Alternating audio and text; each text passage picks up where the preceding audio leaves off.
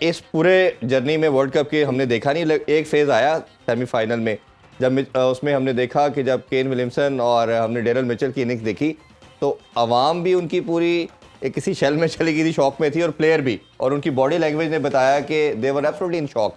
वो तो एक शामी ने जब 2 आउट किए तो फिर वो वापस आए। तो आपको लगता है कि ऑस्ट्रेलियन जितने क्लियर है इन चीज़ों के अंदर, क्लैरिटी है उनके पास और वो खेलते एग्रेसिव है, और अगर वो शुरू से अटैक करते हैं तो ये चीज़ पहले किसी टीम ने नहीं की, इस पॉइंट पे आके एक्सप्लॉइट कर सकते हैं वो? देखिए क्वालिटी तो है उनके पास, बट अगेन कंडीशंस क्या हैं। ये अगर 2011 में वर्ल्ड कप जीते थे तो इंडिया में जीते थे, फिर 2 वर्ल्ड कप ये सेमीफाइनल में फारग हुए, तो यही एडवांटेज आपको होम ग्राउंड का होता है ना। वो अब उन्होंने पूरी कोशिश करनी है, लोग जो मर्जी कहते रहे न्यू पिच पे खेलो, न्यू पिच पे सेमीफाइनल खेलो, कि नहीं इस पे ही खेलना है, ऐसे ही तो ठीक है। और अब वो पिच जो है वो ऐसी थोड़ी वो बनाएंगे जिसके ऊपर बॉल स्किड करे, वो तो उसको बनाएंगे थोड़ी सी जहाँ ग्रिप हो बॉल, स्पिनर्स ज़्यादा बॉलिंग करें, और इनके स्पिनर्स तो वाकई उनसे बहुत बेहतर है ऑस्ट्रेलियन से, और ये खेलते भी स्पिन को ज़्यादा बेहतर है। तो मेरा ख्याल है कि ये कंडीशंस में उन्होंने ऑस्ट्रेलियन को फंसा लेना है। अब वो अटैक जो कह रहे हैं वो कैसे अटैक करें, सिर्फ वो बैटिंग में अटैक कर सकते हैं, और बैटिंग में जब कुलदीप और जडेजा बीच में आते हैं तो आसान नहीं है उनको अटैक करना। एक तो रीड करके आप फिर ही हिट लगेगी, अगर बॉल बाहर को निकल रहा है आप क्रॉस मारोगे तो एक लग जाएगी, दूसरी हवा में चली जाएगी। तो बड़ा मुश्किल मुझे लग रहा है, क्योंकि अगर यही मैच अगर लेट्स से कहीं और होता, इंडिया में ना होता, तो डेफिनेटली फिर हम यही बात कर रहे होते कि जी ऑस्ट्रेलिया फेवरेट है जी। तो यहाँ तो उन्होंने नहीं टॉस के बारे से भी बताइए, जैसे रमीज भाई ने कहा कि वो पहले बैटिंग करेंगे, तो आपके ख्याल में टॉस कितना मैटर करता है, और टॉस रोहित शर्मा पास फेंकेंगे दूर फ्लिप करेंगे? कोई चीटिंग यहाँ पे क्योंकि वो तो पास फेंकते नहीं है। देखिए इसके ऊपर तो स्पिन होता है, ये इतना बड़ा एडवांटेज नहीं है जितना कि वेंकटे वो बॉम्बे में होता है जी। इसमें चेज भी हो सकता है, अगर आपने 300 रन किए किसी भी टीम ने तो दूसरी ने 300 कर देना है, अनलेस कि पता नहीं अब ये पिच कितनी वो टर्निंग बना दें, या आम जैसे हालात में मैच होते हैं तो 300 रन जो है 320 तक हो सकते हैं चेज। एक मैं देख रहा हूँ, देखिए एक जो ऑस्ट्रेलिया मैच जीत के आया ना, टफ मैच जीत के आया, तो वो बैटल हार्ड एंड है, क्योंकि ये बहुत बड़ा मुकाबला था उनका, और मुझे ऐसा लगता है ये हाई स्कोरिंग मैच होगा, जिसमें कोई शक नहीं है। ये आपने सेमीफाइनल देख लिया, बहुत ही हाई। मैं नहीं सोच रहा था कि 400 कर देगी भारत की टीम, बट 400 वर्सेस 350 350। बड़ी जो राइवलरीज हैं उनमें पाकिस्तान, इंडिया, ऑस्ट्रेलिया और इंग्लैंड, अब आपको लग रहा है कि ऑस्ट्रेलिया और इंडिया की भी एक बड़ी राइवलरी सामने आने वाली है? देखिए फाइनल तो फाइनल ही है, चाहे किसी का भी हो, क्योंकि इंडिया पे प्रेशर तो है ना ऑस्ट्रेलिया का।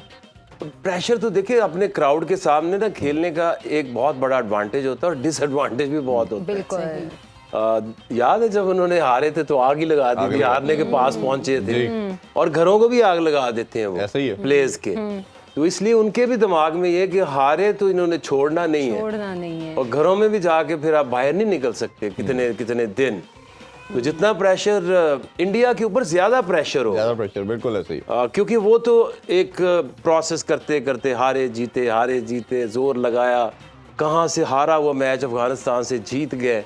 तो ऐसी टीम जब फाइनल में पहुंचती है ना, तो वो 92 की हमारे जैसी जख्मी टीम जो है ना वो फिर कुछ डिफरेंट ही कर देती है। अच्छा, एक प्रेशर आके भाई ये भी उनके माइंड पे होगा, भारत के एक तो लास्ट टेस्ट चैंपियनशिप का फाइनल जीता है, और दूसरा भारत ने 10 साल से कोई इवेंट नहीं जीता आईसीसी का, और हम देख चुके हैं 2 T20 के हो चुके, ODI के हो चुके, सेमीफाइनल तक जाते हैं फिर चौक कर जाते हैं। तो ये इवेंट ना जीतना, आप दोनों से बल्कि तीनों से जानना चाहेंगे इस चीज़ का कितना प्रेशर होगा?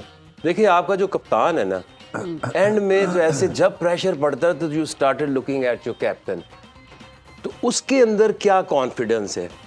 वो एक अगर ऐसा कप्तान है जिसने कभी ना इवेंट जीता हो, तो साउथ अफ्रीका की तरह या न्यूजीलैंड की तरह लोग अजीब से देखते हैं उसको कि पता नहीं रहेगा या नहीं है। तो जो रोहित शर्मा है ना, उसने काफ़ी सक्सेस देखी है, उसको पता है कैसे ट्रॉफीज करीब जाके फाइनल में कैसे थ्राइव करते हैं, क्या मैसेजिंग करते हैं, बॉडी लैंग्वेज क्या होती है, और उसका चलना बड़ा ज़रूरी है।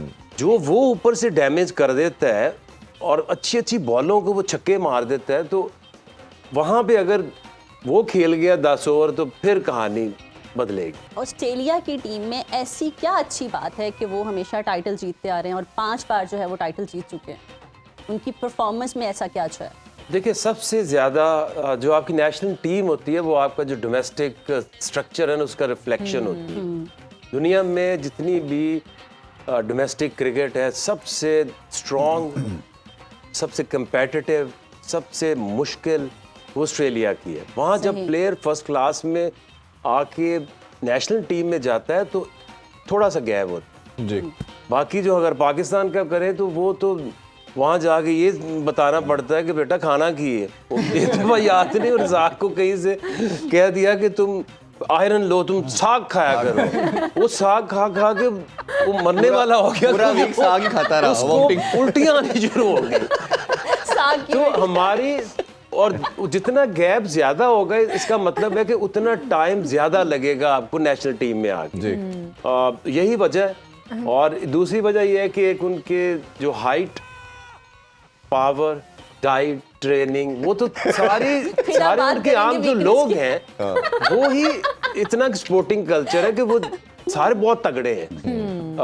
तो साइज का फर्क पड़ता ही पड़ता है क्योंकि लिवर्स लंबे हो, उसमें पावर हो तो आप छक्के मार सकते हैं। बॉलिंग में भी आप बड़े चांसेस, अगर आप टॉल हैं, स्ट्रॉन्ग हैं, कि आप 140 प्लस बॉलिंग कर सकें।